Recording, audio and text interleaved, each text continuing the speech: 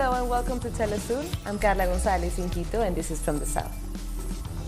Chinese authorities have announced that the death toll from the new coronavirus-related pneumonia has risen to 81, with close to 3,000 confirmed cases. Overseas, there have been 7 confirmed cases in Thailand, 5 in Australia and Singapore, 3 in Japan, and 3 in the United States, among others. In the meantime, the Chinese government has stepped up efforts to stop the outbreak, including shutting down public transport in a number of cities and the swift construction of 2 emergency hospitals near the epicenter of the outbreak. The teams are made up of prominent experts from the capital and other cities of Shanxi and medical workers from top hospitals of 10 cities. Our team consists of 2 groups, one for treatment of patients in critical situations, another for common patients.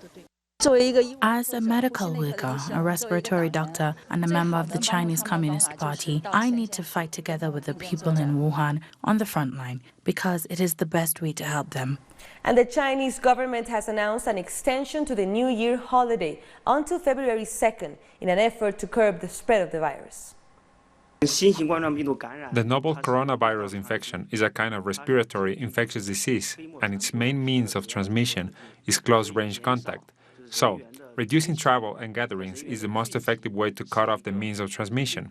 As such, we have decided to extend the holiday and encourage people to stay at home, not to hang out, not to go to the epidemic areas, not to go to public places, and reduce the frequencies to public places and places where people usually gather, so as to reduce the risk of transmission. Therefore, residents and other people should follow the advice by the government, stay at home, reduce travel, and don't go to crowded places. Our correspondent, Iram Peraza, is in Beijing with the latest update on this virus. China has taken strict measures and is not sparing any resources to stop the rapid advance of the coronavirus. So far, 80 people have died, while 2,800 contain the virus. Chinese authorities have announced they will reinforce the country's security measures by, for example, cancelling classes and extending the Lunar New Year holidays. Authorities have also extended the quarantine status to different cities across China. Interprovincial transport services have also been cancelled, and various touristic spots like the Great Wall of China have also been shut down in order to avoid the expansion of the virus.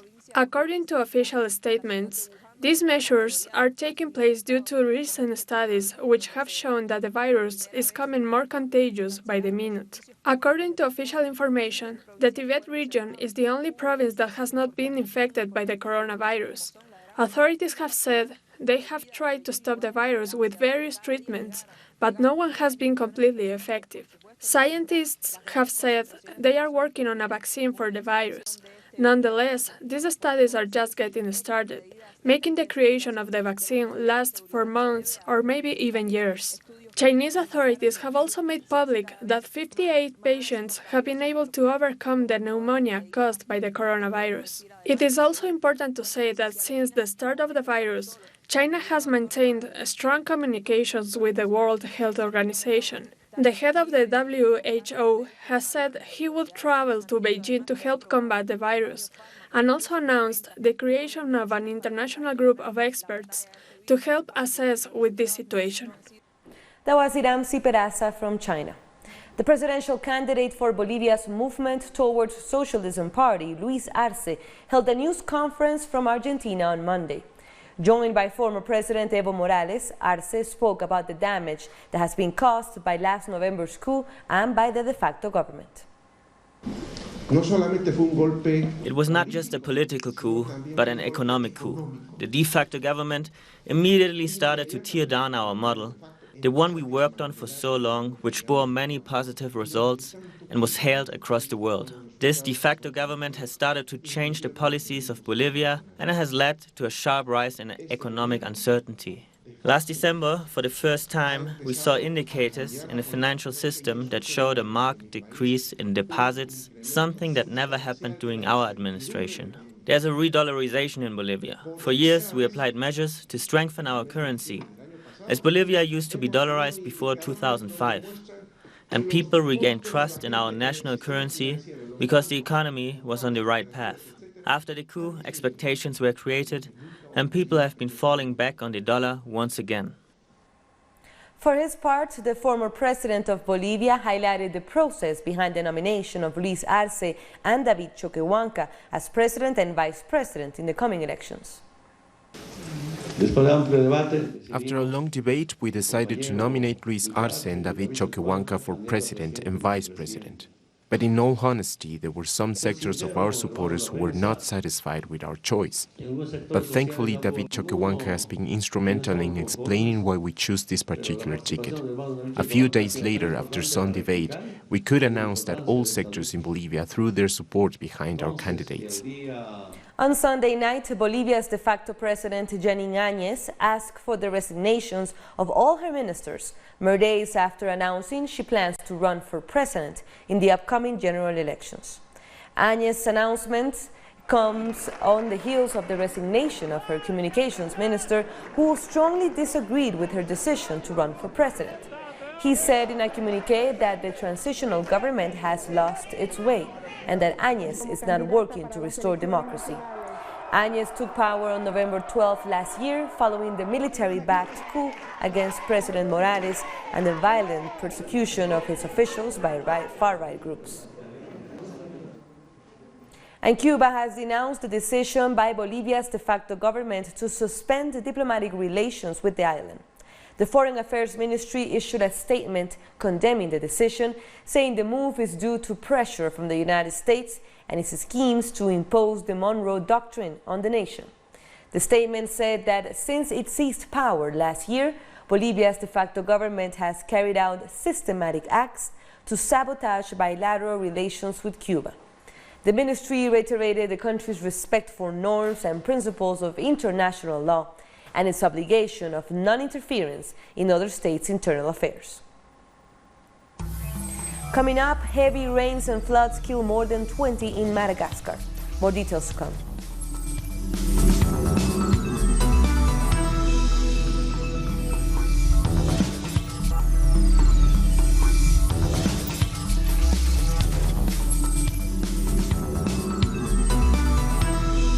Welcome back. More news at this hour. Landslides caused by heavy rains in Brazil have killed 44 people and left thousands homeless in the city of Belo Horizonte, the capital of Minas Gerais state. Authorities said another 17 people are still missing following the landslides and flooding. According to Brazil's National Institute of Meteorology, Belo Horizonte registered over the course of 24 hours the highest recorded precipitation in the area in 110 years. More rain is expected in Minas Gerais as well as other parts of Brazil, including Rio de Janeiro and Sao Paulo. This Saturday marked 1 year since a dam owned by mining giant Vale collapsed in the Brazilian town of Brumadinho, killing 272 workers. Local residents say they will not allow such a tragedy to happen ever again. Andre Vieira has the story. This is what's left of the dam in Córrego do Feijão, Brumadinho. 1 year ago, it collapsed and left 272 dead. It destroyed the environment and contaminated the Paraopeba River. This Saturday, residents of the community and those affected by the disaster marched to demand justice for the victims and a fair sentence against the mining company Vale, responsible for the dam collapse. Every day we have to struggle in order to remove the mud. This has been so sad. Today we are demanding justice so that other people, other communities don't go through what we went through. It's been 1 year of suffering, 1 year of torture, 1 year of being buried by this mud. In the morning, the protesters entered the community of Córrego do Feijão. They walked through the mud up to the old highway that was also destroyed in the tragedy. Where people walked through before is now a police barrier. The police treats us this way. They put barriers in order for us not to come close to the mud, as if we were criminals, and we are not criminals. I've lived here for many years. Before, this place was very peaceful. In this community, we are all family. The march then proceeded to a local church. There, the church bell rang 272 times at 12:28, the exact time when the tragedy occurred on January 25, 2019. We are here to serve, to organize, to fight, in order for justice to be served in this case, and for justice, equality, and fraternity around the world. While Vale tries to buy time not to pay compensations, it recently distributed to its shareholders $1.7 billion of profit for 2019. On the other hand, the company will cut by half the funds set aside for its emergency plans to assist the more than 93,000 people living in 48 cities and towns affected by the pollution of the Paraopeba River. During this march, we made this claim. How do mining companies work? What's their logic? How does Vale and other companies work in a way that they put profit above people's lives? How are they able to commit such crimes? The mining company Vale is one of the biggest in the world. But the residents of Brumadinho promised to be even bigger and not allow what happened here to happen anywhere else in the world. In other news, Antigua and Barbuda has announced a $629 million budget for 2020. Prime Minister Gaston Brown, who is also the finance minister, presented the budget, which is $111 million more than 2019's plan. The Ministry of Education received the largest allocation at $56 million. Meanwhile, the Ministry of Health got the second largest at $48 million. Jamaica's Prime Minister has advised the country's Governor General to declare a state of public emergency in eastern Kingston that took effect at midnight. States of public emergency are already in place in 6 other divisions. The police commissioner defended the move, saying the high level of violent crime was the reason for the declaration. Already, since the start of 2020, the Eastern Kingston Division has recorded 11 murders, when compared with the 3 during the corresponding period last year. When we examine the broader national picture, the year 2020 has begun with signs of success in the implementation of our policing strategies. Murder is down 5% when compared with this time last year overall, and shootings are down 7%. The gang warfare and other criminal acts perpetrated by gangs has created fear among citizens and has caused the disruption of livelihoods in several communities in the division. The fear that is associated with this level of violence has undermined the daily lives of these communities and the residents. As a consequence, and in consultation with the Chief of Defense Staff, we requested that a state of public emergency be declared in the Eastern Kingston Police Division. Now to news from overseas. At least 26 people have been killed and 15 reported missing in Madagascar after a week of heavy rainfall. The rains have caused severe flooding, leaving thousands homeless and roads destroyed. Prime Minister Christian Ensay declared the floods a national disaster. The country is in the midst of an intense 6-month rainy season that often results in casualties and widespread damage. I'm begging you to help us. Everything we have has been destroyed. Even our house has been destroyed. A house made of bricks and which we only recently built. On the other side, it's totally destroyed. The bricks are broken. We are begging you, come and help us. 407 migrants were rescued from the Mediterranean Sea over the weekend. The ocean-making migrant rescue ship found the migrants adrift on the Libyan coast in 2 makeshift rubber boats. Among them were women and children. Over the last few years, hundreds of thousands have made the journey through the Mediterranean as they flee poverty, violence, and war. Burundi's ruling party has picked party leader General Evariste Ndayishimiye as its candidate in the upcoming presidential election in May. Ndayishimiye has served as Interior and Security Minister and Chief of the President's military and civilian cabinet. He is an ally of current President Pierre Nkurunziza, who will reportedly not seek a new mandate after his controversial election to a 3rd term in 2015 plunged the country into a crisis. The violent aftermath of the last presidential election in 2015 made Burundi a focus of an investigation by the International Criminal Court for alleged murder, rape, torture, and disappearances.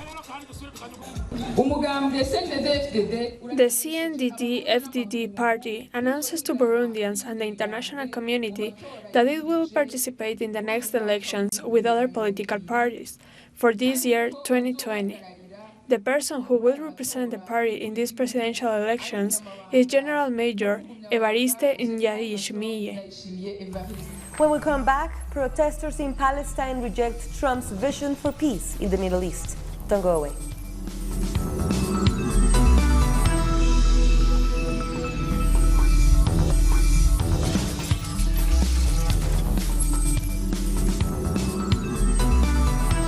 Thank you for joining us again. Hundreds of Palestinians have protested in Gaza against the United States' so-called Middle East Peace Plan. The demonstrators, including activists from the Democratic Front for the Liberation of Palestine, gathered outside the United Nations office and burned an effigy of U.S. President Donald Trump, as well as U.S. and Israeli flags. They called for the United Nations to intervene and stop U.S. aggression against the national rights of the Palestinian people. The protests came after Trump announced that he would release the plan in a few days. If Trump announced the deal of the century, he will place the whole region on the top of a volcano. Therefore, the United States and Israel will bear full responsibility for the revolution of the Palestinian people in the face of the deal of the century to knock it down. Meanwhile, the Palestinian Prime Minister has urged the world to boycott Trump's peace plan, which he considers a distraction.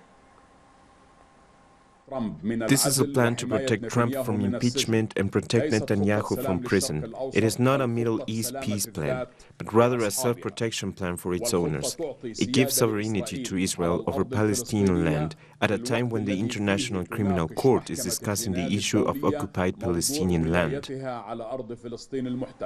The commander of Iran's Revolutionary Guard, Hossein Salami, has warned the United States and Israel over threats made to its commanders. Salami said if threats continue, Iran will retaliate. The warning came after a U.S. envoy to Iran said that the U.S. was going to target the successor of Qasem Soleimani. If they want to continue this game, our response will be completely different from the past, and its scale will be different too. They will face a totally new situation that they won't be able to manage and control. We warned them to withdraw from this field. It has now been revealed that it was a military personnel carrier that crashed in eastern Afghanistan, killing all 83 on board. A video shows the aftermath of the wreckage of what was previously thought to be a passenger plane. The aircraft came down in the Day-Yak district of Ghazni, southwest of Kabul, a known Taliban area.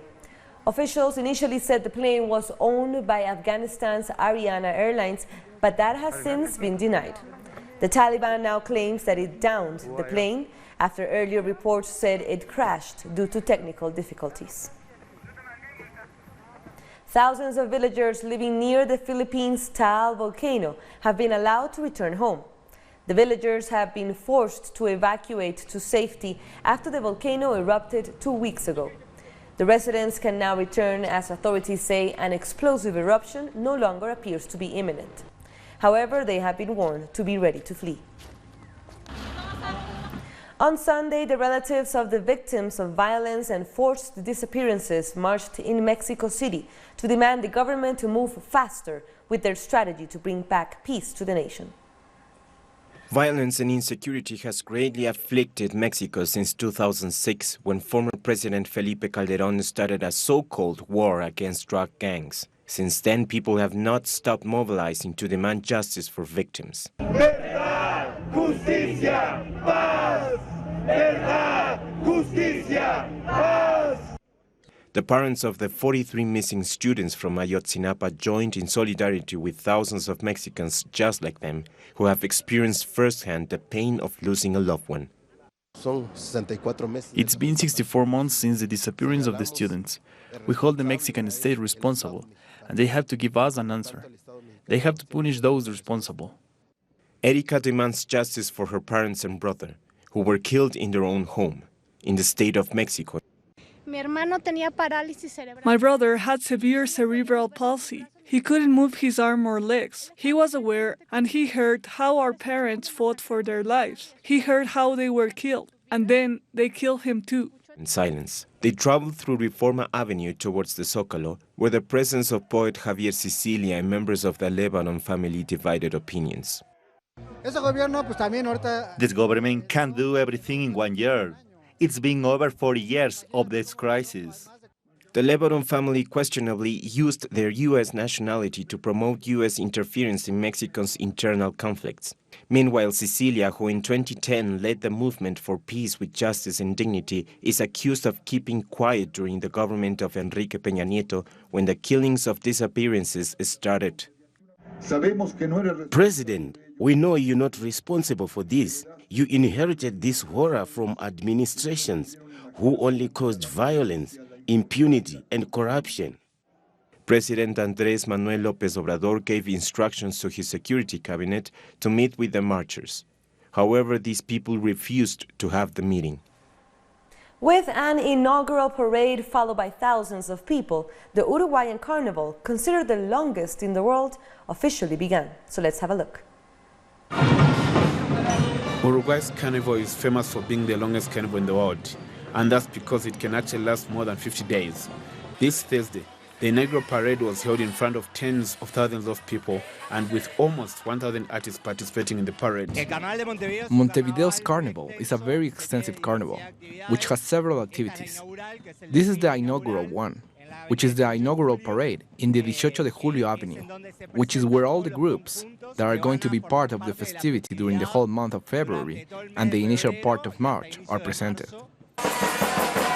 The Uruguayan Carnival is essentially a Montevideo festival, but there are still thousands of shows that are also being carried out in all departments of the country. To participate in the official competition, groups rehearse for many months. For us, it is an exciting moment. Very nice. After 3 or 4 months of rehearsals and things, well, it's a moment of relaxation, the parade. We parade with all our family, our children, and the people who support us, so we are happy again. This year, more than 50 groups participated in the parade, including Monjas, the Boro Group, and comedians.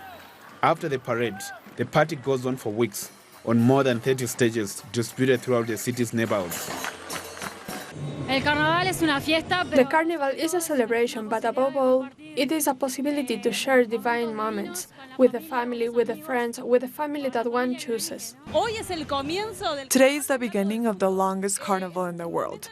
It is a moment where each one of us enjoys art, dance, music, poetry, everything that the artists who are here today will give us for a few days. The carnival for us is an explosion of joy, of color, of beauty. All our artists go out to the streets, all to demonstrate. Those artists who are prepared, those who are not, the amateurs, the fans, all of us are in the streets wanting to participate in some way in the carnival. A day after the inaugural parade, the Samba School Parade is held along the same Montevideo Road, and on February 7 and 8, it will be the turn of the Armadas Parade, the traditional festival of African origin associated with the Uruguayan Carnival. Over the weekend, Santiago de Cuba marked the 167th birthday of national hero José Martí. Workers of the National Institute of Sports and teachers ran, walked and biked in this anniversary marathon, along with 1,500 students. The marathon began at Santiago's Revolution Plaza, down the Avenue of the Americas to the Heroes Forest. Older adults and young children also competed to remember Martí's legacy. And with that, we end our news brief, but you can find all of our stories by checking our website, telesurenglish.net. And be sure to also join us on social media. For Telesur English, I'm Carla Gonzalez. Thank you for watching.